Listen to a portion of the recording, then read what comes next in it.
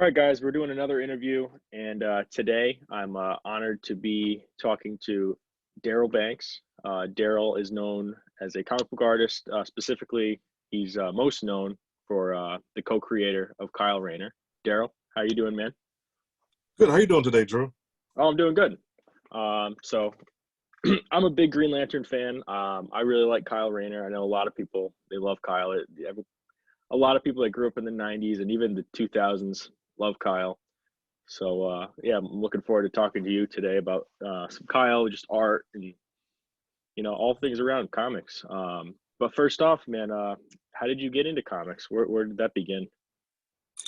Wow. Long story. The thing is, have you ever heard of the term overnight sensation, where things just happen really rapidly and just come together, right place and right time? Yep. Yeah, I've heard of that too. Wasn't me. I was the opposite of that. It Really? it took me longer than the average artist to get in. I think I decided probably when I was finishing high school that I really wanted to pursue comics, but I didn't get my first work published until '89. Yeah, so it was like maybe a couple years out of college is when I first was finally published. But it's one of those things where it's not on a timetable. I mean, I get that question a lot at shows. Like someone goes, "Well, I'd like to study art, but I'm too old." I'm like, is that somewhere written? Is there written law anywhere? No. It's kind of like I remind people, Jack Kirby didn't create the characters we love the most, Iron Man and Captain America and all them. He was in his 40s. So now, Wow, I granted, never he know that. worked Yeah. before that, but things like Fantastic Four, et cetera. Yeah, that was almost like his second career. So you start when you start. So I started about 1989, working for us an independent publisher called Innovation, doing various things, whatever wherever I get my hands on. Uh, my first book, it was called Cyberpunk. It was it was supposed to be watercolor, but I wasn't that good at watercolor, so it became mixed media. But still, it was humble beginnings. My first DC work, that would have been about 93, 94. I did. Uh, it started out with some Legion of Superheroes fill-in pages. They were looking for different artists just to try them out, just to see, just kind of see like who are these people that keep sending us samples. Let's give them something to do. It's like practice squad type of thing. So they had me do like it was like 3 or 4 pages. They liked it. Said, "Do you want to do some more?" Now I thought that was funny. It was a legitimate question, but I remember at the time I was working in a shoe department. So yeah, I want to do some more pages for DC Comics. You're right. And I'm doing the Legion of Superhero stuff, and then I'm doing some fill-in issues. And all the while, I kept saying, "Yeah, I would really, I kind of have some ideas for Green Lantern, but I probably have to be with the company like 5, 10 years before they'll let me, do what I really want to do." But I kept talking about it though, and so I Yep. would the associate editor, Green Lantern, yeah, that would be a fun book to do. I've got a lot of ideas, and and that was it. It was more like just the things that you really like comes out of you eventually. So I didn't know that they were taking note of that. So that would Wow. come into play a little bit later. So did you grow up reading comics, or like, Oh, you're a absolutely. DC? Comics, Yeah. yeah, comics. But I was, growing up, I was more of a Marvel fan actually. I mean, I Okay. didn't dislike DC, but I was, as a kid, it was all about Spider-Man, and I think through college it was Iron Man. But there were DC characters I liked, but I think it was more. Thinking back, it was more of the artists. I remember really being fascinated by Neil Adams' Green Lantern and Green Arrow's artwork, or I remember Walt Simonson. Just almost anything Walt Simonson. It just his work is just to this day I still feel like it's mesmerizingly good. I remember he did the adaptation for the first Alien movie. Yeah. I still and I just look at that, and that was before the internet. I don't think he even had the most reference resources, but his imagination and his understanding of what the design sensibilities they were doing, he picked up on it and just knocked it out of the park. Um, I don't know. It amazes me to this day. One Yeah. day I'll tell, but I get starstruck real easy, so I have to prepare myself. Yeah. Yeah. Um, so you talking about Green Lantern, how had these ideas. So where did that begin? When did they tell you like, oh, we want you to do Green Lantern? Can you talk about that, like the process? Uh, it started with they had a book called Green Lantern Corps Quarterly, and I'm thinking, was that my first work with them? Because it's hard to believe that was like 27 years ago. So Yeah. as older, the story kind of blurs a little bit. But I remember, as far as me working on the book with with regularity, I remember that came in as a phone call and a FedEx package, and I was like welcomed to the team by the editor Kevin Dooley, who I'm in contact with to this day. He's a great guy. It was a T-shirt, it was a pen, it was a letter, and it was one of those things where I felt like I won an award. It was just it was a job, but like I said, I've worked at fast food. I worked in the shoe department, so drawing comics was something it was a dream, and it was one of those things where it took so long I didn't think it would happen. But I remember my first cover for Green Lantern. The layout was provided for me by Ed Hannigan, whose work I was familiar with his Marvel work. Okay. And I thought, Yep. I'm sitting here with this sketch by Ed Hannigan. I'm thinking, this is it. This is the beginning. Big things are starting to happen. Yeah. Yeah. So then what were like those first well, first of all, what was you said there's a shirt and a pen. What was that? Like Whatever current Green Lantern shirt was out at the time. I think it was a John Byrne Green Lantern image, if I'm remembering that correctly. He did this graphic novel, and I think it was the cover image of Hal Jordan, if I remember. It was like a enamel pen with the Green Lantern symbol. okay. And it was with his letter, and I think it even had a few comics, recent issues, maybe for reference, because this is before I had a computer. I didn't get a computer until much later in life. I mean, my first several years at the company, I didn't even own a computer, so we did things by FedEx and by fax machine. Yeah. But yeah, that was the beginning. However, I don't know how many people know this. When I started, Ron Mars wasn't on the book. They Yeah. were going to Yep. have another writer, and I actually did quite a few pages. It may have been like 8 pages until they goes, no, this is not what we want to do. We gave it some thought. This is not what we want to do. So we started over, and I'm glad we did. I mean, I would have been happy at that time just to be working. But what Ron and I were able to do, it was more like, okay, this Ron Mars guy, I like the way he thinks. Still do. Now, what were those early conversations like with Ron Mars on Green Lantern? It was cool talking with him because my experience with comics tends to be very unusual. I mean, even when I was starting out with the Independent, I was fortunate enough to work with a writer by the name of Mark Ellis, and Mark always wanted to know my opinion of things. I always figure, you get the script and you draw it, and that's it. But Mark, he liked to collaborate on things, and I really appreciate that. So years later, when I'm working with Ron was very similar, and I thought that's not a usual occurrence, but I appreciate it. So Ron and I would talk about what we were looking for in the character how we were handling, and what we wanted to set up visually. Now Ron's a writer, but he thinks very visually. He's a writer, but you would think that if you listen to him talk, he sounds like an artist. And I believe that's because where he lived, he was around people on a regular basis like Jim Starlin and the late Bernie Wrights and so many others. So I think being in that rich artistic atmosphere, it affected his writing style, I feel. So he thinks very visually. So we would often talk about, this will look cool, or that will look cool, or this will really evoke this kind of emotion and this sort of imagery, that sort of thing. And I thought, this is great. We're really going to make a really great team. Yeah. And we did. Now, a lot of people's introduction to Green Lantern was through that Emerald Twilight storyline. When Hal Jordan turns evil. What was that like when you were, working on that? I believe there was another artist that did some of that too? I know you did. You Sure. did work on it. We had. I mean, I was part of the team. I was like, I guess, maybe the main artist, but I wasn't fast enough to issue. So we had great guys like Paul Pelletier and Jeff Johnson and Andy Smith and other guys like that. But we, who I feel like I'm forgetting somebody. There's so many great artists pitching in. Jamal Igle, how can I forget him? We've got Derek Carr. Is it Derek Carr? Is that right? I don't have the issue. I can't remember either. Quarterback. Am I thinking of the quarterback of the Raiders? No, Raiders jersey, but I don't think the QB of the Raiders was an artist.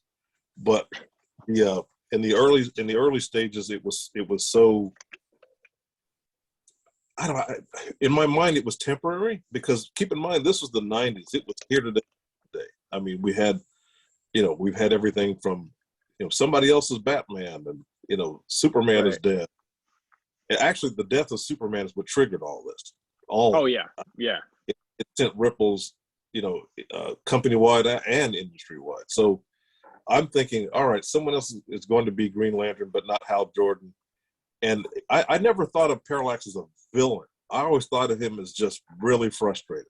I always thought he's the guy that, let's say you're on your job and you're doing everything your manager asks you to do. And then when you need one little favor, they blow you off. And it was kind of like, it's too much. There was a movie with Michael Douglas called Falling Down where he was, he wasn't evil, but he was his life spiraled out of control.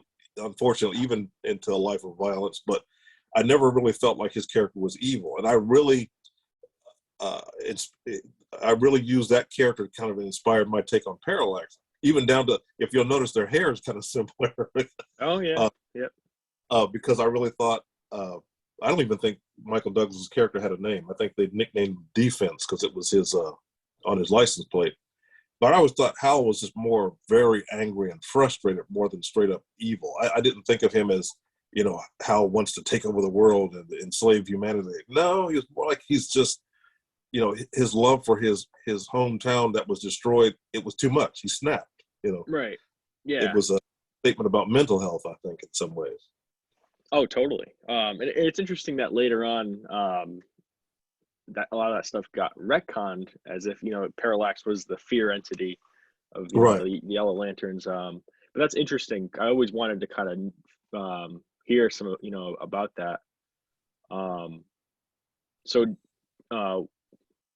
then shortly after Emerald Twilight, or I think towards the end, Kyle gets introduced. What was the process of creating Kyle Rayner? Because he is one of my favorites because he is an artist, and a lot of people that are artists that are into comic books, they like those kind of characters. So what was that like for you creating him? A lot of people have often said, oh, we love that Kyle's an artist. Was that your idea? That was not my idea. That him being an artist was not. That was presented to me, which I loved. I thought, yeah, I'm okay with that. We really had so many parallels with Spider-Man with the creation of Kyle. Totally, yeah. I mean, it's not something that we're secretive about. Out in the open, we really were inspired. Now, not that he's just like Peter Parker, but we liked that character that you can identify with dynamic is what we were shooting for. Even down to his girlfriend, Alex, and her death, she was literally created to be his Uncle Ben because we thought the nature of how Kyle receives the ring, he wasn't chosen out of worthiness. He was given to him at random. So we thought someone like that would need a reason to be a superhero. You wouldn't reason to use the ring. He might just use it just to, clean house and and to fly across America for free. But what would make him be a superhero? And so we thought, well, just like Spider-Man wasn't originally using his powers for good until Uncle Ben died, we thought Kyle needs an Uncle Ben. Can't make it an uncle because that would make it a little bit too similar. Right, too much on the nose. We do. So Ron was like, all right, we'll make it a girlfriend. But what no one saw coming, not management, not Ron, not me, was that the fans really took to Alex. No, we didn't see that coming. I mean, she had only been around just 3 issues of that. Right, yeah. My editor told me that DC got more letters on her death than Hal becoming Parallax. And they got a lot for Parallax, sure, but It was more, they really liked her character. And I thought, I said, Ron, you really crafted this great character because, people really took to her. That was not expected. That was an unexpected benefit, but we thought, okay, that would be his reason. But no, they liked her as a character. And Right. so what we always wanted was, because it was the 90s, there was gimmicks everywhere, we didn't want to approach this as a gimmick. We essentially wanted to create things that we wanted to see. Yeah. We worked on the type of stories and character development that we enjoyed. And if somebody else enjoyed it, well, that'd be great. But it's kind of like, we're not thinking, oh, there's so many gimmicks, what's popular right now. It's like, no, let's have some fun with this. Because I've discovered in the comics industry, when the company themselves is not paying that much attention to you, you have a lot of freedom. Keep in mind, when Stan Lee and Steve Ditko created Spider-Man, Martin Goodman and Marvel Comics didn't care about Amazing Fantasy. It wasn't selling that well, so they were like, Stan, Steve, do whatever you want. And we got Spider-Man out of that because there was no micromanaging them. So with Green Lantern, the sales weren't that great. My editor said that it was circling around that, should we cancel this or not? So the company gave us all the free reign we wanted to really do some crazy things. And that's the result. We were able to experiment. Now, one of the things I've always liked about Kyle, and in particular, your run working with Kyle, is, there's not the Green Lantern Corps. Like, the Green Lantern Corps is gone. He's by himself. Which a lot of ways, that was like a lot of people's entry point into the Green Lantern universe, because they're kind of experiencing it through Kyle's eyes. I mean, now there's tons of Green Lanterns. They've all like come back, but what was that like? Kind of, the torchbearer part of that. That was tough for me because I liked the Corps. Yeah. Well, there were some members I wasn't crazy about. I wasn't crazy about the one that looked like the one-eyed hot dog character. I don't know. Yeah. I wasn't crazy about. And I wasn't crazy about the little squirrel, Chip. Now, over time, I would learn to love the Chip character. Still not the biggest Nort fan. I don't hate him, but it's like, at the time, I remember thinking, I liked Kilowog, and he was my favorite. Right. And I still remember I was standing up. I'll never forget. I was in the kitchen. This is years ago in a different apartment, talking with my editor, and I was just telling him, Kilowog's a great character. And he goes, well, I got some bad news for you. Like, what's that? We're killing him off. And I'm thinking he's messing with me because I said Kilowog is my favorite. And, Kevin has a really great sense of humor. So I figure he's just poking, messing with me. Like, oh, we're not killing Kilowog. Like, no, that's going to happen at the very beginning. Like, you're serious. So that was tough to do. Of course, typical in comics, he's back, but still at the time that was shocking. I'm like, wow, that was a big deal. At least it was for me, So, but I like the Corps, and it was interesting. We did some stories where Kyle traveled through time and met them, So it was like the present meeting past, Yeah. Talk a little bit about the suit design, because another thing that was always interesting for me is, over time they've tried to give Kyle a new suit, but he always goes back to the original. I always think that's interesting. So talk a little bit about the creation of the suit. Oh boy, I remember Kyle's suit, Hal's outfit, and a bunch of villains. We had, I had stacks of sketches trying different things.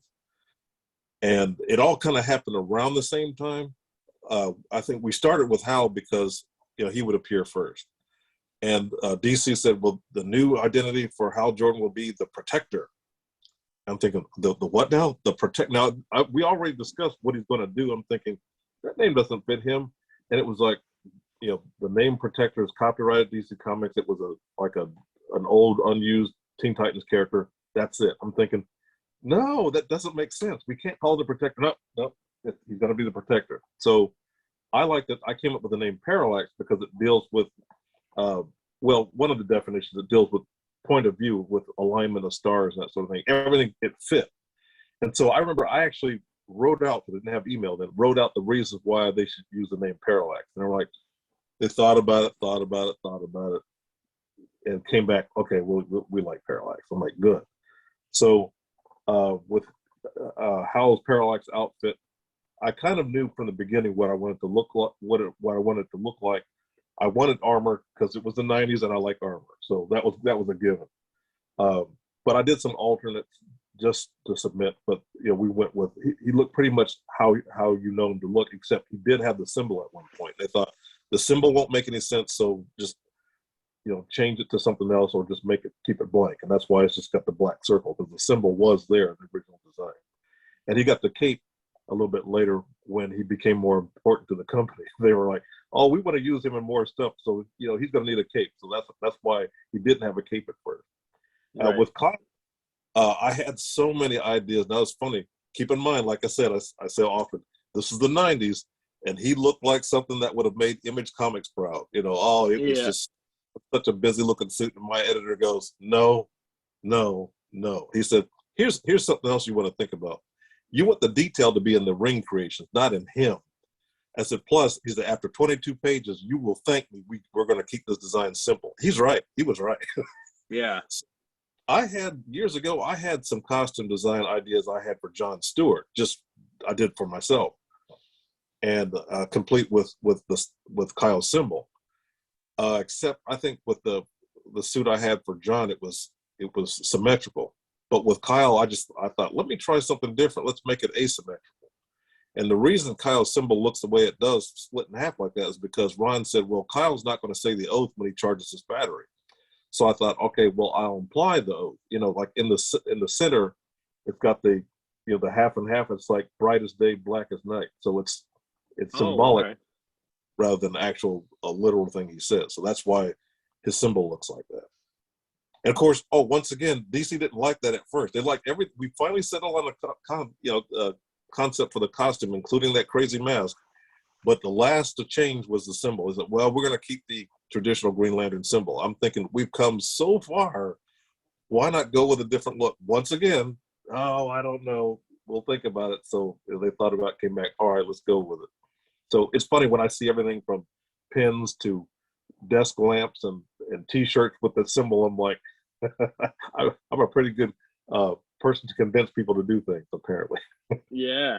I actually have a magnet of that Green Lantern logo Really? in my garage. Yeah, on the fridge. And it's funny, like I always like, that's such On an the fridge? interesting. Yeah, it's on the fridge. It's just slapped on the fridge. And it's just the logo. So I always like have looked at it. I'm like, I know it's Green Lantern, but it's so like unique, and like people like will ask me like, oh, what is that? I'm like, oh, that's Green Lantern. That's from the '90s. Like that doesn't look like Green Lantern. I'm like, oh no, it is. And then I have to pull up pictures of Kyle, and I'm showing like, oh, okay. But I like that how it's the brightest day, blackest night explanation for that. That's really interesting. I never really thought about that. Um, Now, what about the mask? What was is there a story behind that? Because it Oh, is. there were so many versions of that. Once again, it used to be even more complicated than that. And Yeah. looking, at one point, I think I was going to post on Twitter. I thought, no. It's like what we went with was odd enough, but yes, some of the rejected ones were just pretty horrendous. But the inspiration for it was a Marvel character I loved growing up named Sunfire. He was, Okay. Yep. if you Okay. look at Giant Size X-Men #1, that crazy mask that he had, Yeah. about it was it didn't closely follow the contours of his nose. It was just kind of Yeah. over the front of his face. Don't ask me why, but to this day, I just love that design. Love it, love it, love That's it. So interesting. I thought, how can I simplify that? Maybe add an angularity to it and make it green. And that's how Kyle got his mask, because of Marvel's Sunfire. That's interesting because I saw an X-Men comic recently with Sunfire in it, and his mask has simplified, and he almost has a mask like Kyle now. That's interesting. Have you That's seen funny. that? No, I haven't Like seen it. In Age of Apocalypse, he kind of had a real simple look, but I haven't that. seen. I don't. That's true. Yeah. But yeah, this was based on his old '70s look. Yeah. Huh. Wow, that's interesting. And like I said, it's I always find it neat how he always ends up going back to that suit. So that must make you feel pretty good. You know what I mean? Like, I actually talked to. I remember when he got it back recently. Where was I? I was at a convention. Van Sciver was there, and I said, I saw the cover, and I said, "Oh, you're doing like a throwback cover, showing a version of Kyle's old costume." He goes, "No, this is what we want him to look like." And I'm thinking, why? I mean, at one point he even had a costume designed by Jim Lee. Ethan goes, "No, that's my favorite. That favorite style of costume." I'm like, "Oh, I appreciate that." Yeah. So the thing is, I'm surprised that he still kind of has that look. I mean, the artists have free reign to make them look like anything they want. But Right. I think what happens is since nostalgia is such a big thing, people kind of want to see the Kyle that they know. Oh, totally. Spider-Man Yeah. looks, but you think about Spider-Man at the end of No Way Home when he got the comic style. When I was in the theater, people freaked out. Oh, Oh, yeah. Same. and I was the same way. I'm like, yeah, I mean, it's had many different looks, but when you have the look that the one that's like in your heart, that's the one that Yeah. gets you the. So I'm thinking maybe that's why. Yeah. Huh. No, it's funny because I'm looking at it right now. I have the CGC first Okay. appearance of Kyle's costume, and I don't know, I love the cover, and I love Kyle's suit. So it's just one of those things where like it's funny, like in comics, like you always get back to like the classic looking suit. Like nowadays, I feel like in the '90s it was a little more easier to go kind of more experimental, but it's Hmm. interesting how, like you said, nostalgia, it all kind of comes back. And with this Spider-Man movie, people saw that and they freaked out. Like, it's just interesting. I know I did. And there's all these rumors now of, well, I mean, it's confirmed, but there's going to be a Green Lantern show at some point. And maybe we'll see Kyle. I mean, I'm sure that'll be pretty cool to see him live action. Hopefully he'll have that suit, but, That would be um, amazing. There was a statue that I saw made by one of those high-end companies, like I don't know who it was. It was something like Prime One or one of those really high-end. I can't afford it. It was one of those yeah, five right.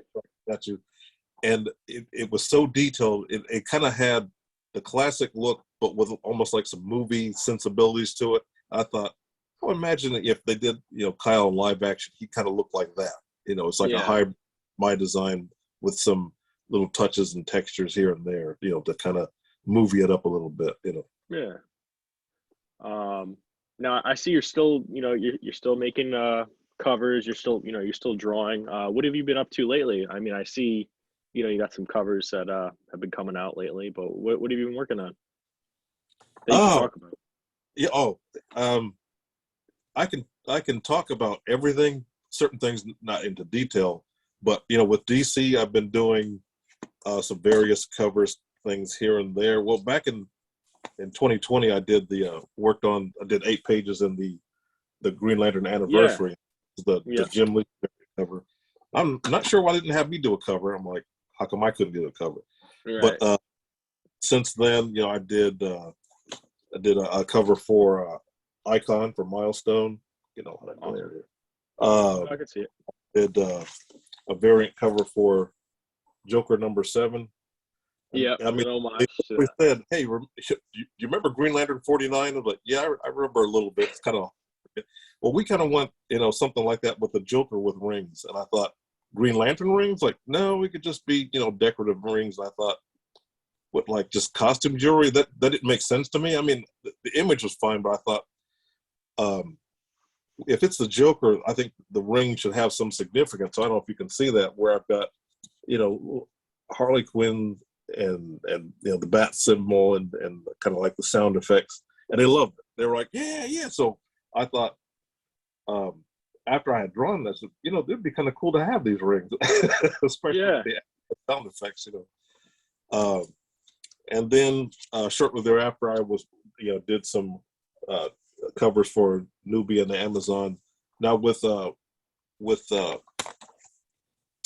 issue #4, I actually did a flashback sequence. It's several pages in there. And from the sound of things, I think they're going to have me do another sequence coming up soon.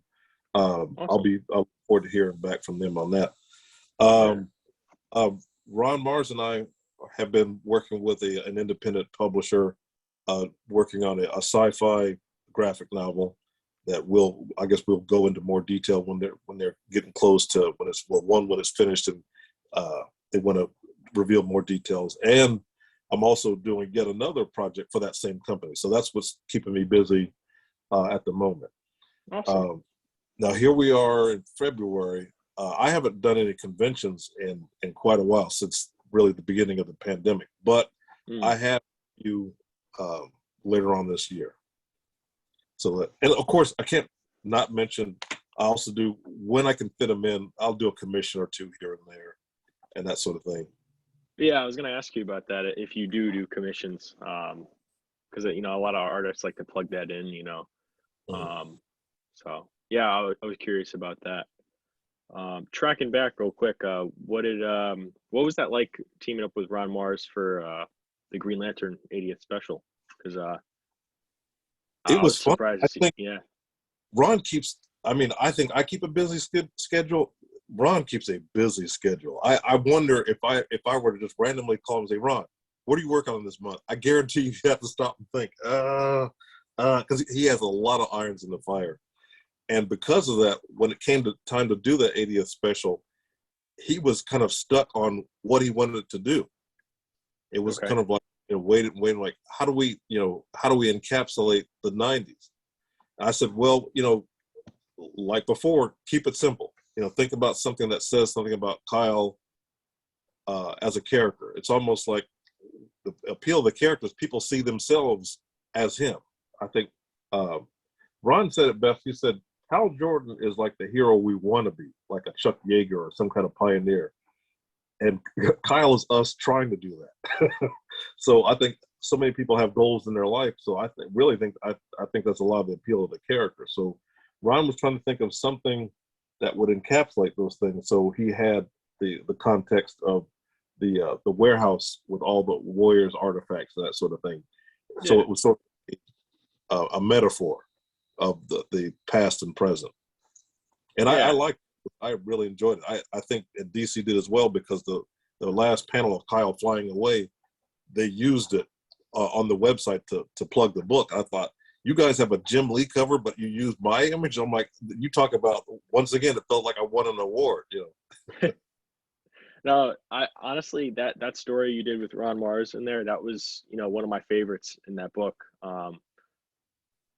DC's been doing a lot of those 80th anniversary specials, and I could probably say the Green Lantern one was my favorite, just because it was like every single one was good. It was respectful of the characters. I'd probably say the one you did and the one that Jeff Johns did in that book were probably my favorites for sure. I have to stop and think sometimes. In that book, I shared a book with Mike Grell.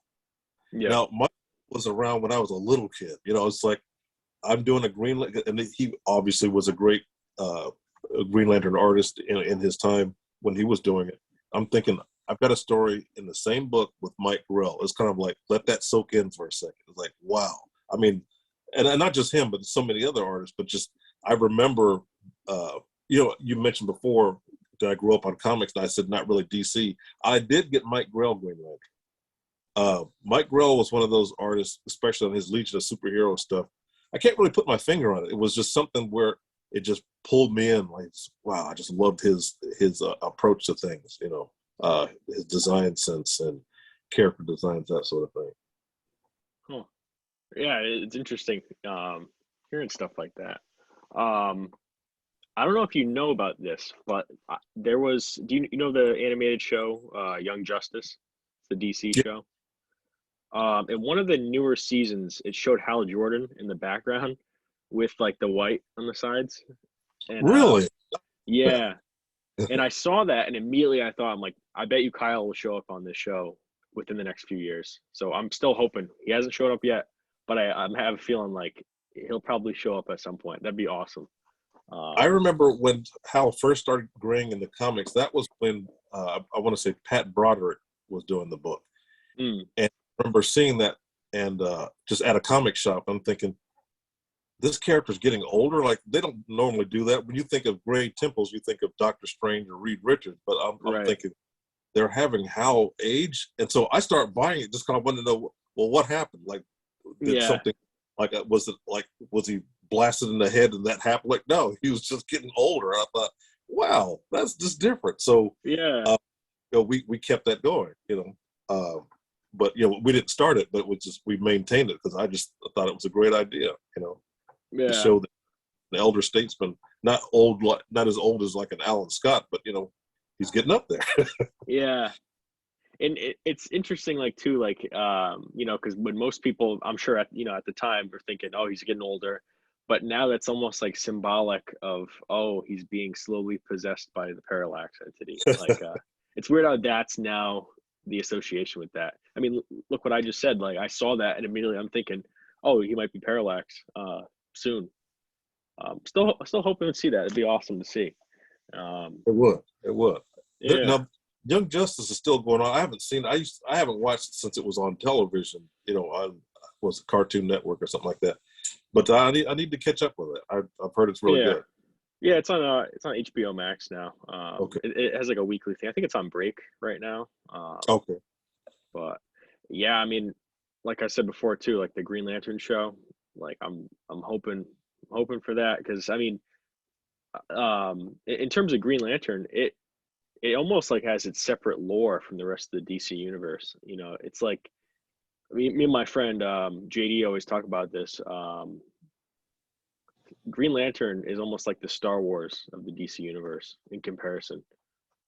Very And, good. Often imagine a Guardian and Yoda. Imagine that conversation. right, They're yeah, very Star Wars and Green Lantern. Yeah, they're almost seamless. right, yeah. So, like, I mean, if it's done right, whether it's in a live action show or just an animation, it really could be like the Star Wars of the DC universe. And I'm hoping still it could be. Um, but aside from that, hey man, I really appreciate you taking the time to chat with me. It's been awesome to hear just about the creation of Kyle, and it's cool to see that you're still doing work. And I'll definitely be keeping an eye out for your independent work. Can you Thanks. say Appreciate can you say the publisher? I mean, is it kind of under wraps right now, or? this. This publisher's name. Well, it's a media corporation. I don't know if they have a name for the branch of the company. They're called Strider Nolan Media. Oh, okay. I literally just met them online last year, and it was through Ron. Ron, so often Ron will say, "Oh, this company is looking for an artist," and certain things kind of sound ambiguous. I mean, but then with this company, they sounded like they really had a plan in place to produce more things. They've done it before. So often, if I had $1 every time someone goes, "Oh, this is going to be big," and then it's not. But with this, they really had a strong plan in place. Uh, I mean, the simple things like, can they afford to do it? You'd be surprised how many companies want to do something and literally just can't afford to do it. And they'll be like, "Oh, we'll do a Kickstarter." Yeah, that's it. Nothing against Kickstarter. As a matter of fact, Ron and I did a Kickstarter called Harkin's Raiders. It was a Oh, World wow. War II graphic novel, and that was a great experience. It was very difficult, but because everything had to be referenced, because I can't draw anything from World War II out of my head. I had everything from uniforms to aircraft and everything else. But mainly what I was getting at is so many companies, they have ideas, but they don't know how do you implement that. But with Strider Nolan Media, they do. So that that was what I needed to hear. I mean, really simply put, can you afford to pay me? Because I have paid my dues when it comes to doing the work and wondering when's the money going to show up. I'm over that. Right. Yeah. I'm Fair over that. enough. So yes, Strider Nolan, they've taken great care of me. Not good, great, and they're very creative individuals. So I hope to work with them, for many years to come. Awesome. Well, hey man, like I said, I really appreciate you taking the time to talk with me. And I'll definitely, you know, stay up to date with what's going on with those books, and who knows? Maybe you'll come back on and you can talk more about it. It'd be awesome. I'd love to. Love to. All right, man. You have a good one. All right. Take care, Drew. I almost said Dennis. Dennis is your last name, right? Yeah. Yep. Drew Dennis.